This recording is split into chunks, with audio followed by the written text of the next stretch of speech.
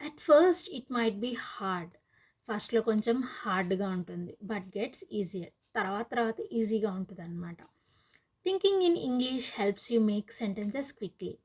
మనం గనక ఇంగ్లీష్‌లో ఆలోచిస్తూ ఉంటే మనకి సెంటెన్సెస్ చాలా క్విక్‌గా వస్తాయన్నమాట. తొందరగా వస్తాయన్నమాట. Set goals for your self.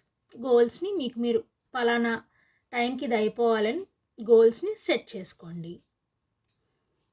Next ఏంటంటే స్టార్ట్ విత్ స్మాల్ గోల్స్. చిన్న చిన్న గోల్స్‌తో స్టార్ట్ చేయండి. Like learning 5 new words a day. 5 words నేర్చుకోండి రోజుకి. Or reading 1 page of a book.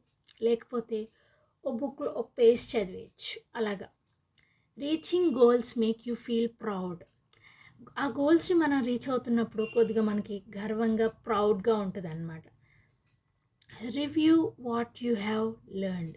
ఒకసారి రివ్యూ చేసుకోండి. నేను ఈరోజు ఏం నేర్చుకున్నాను. అలాగా.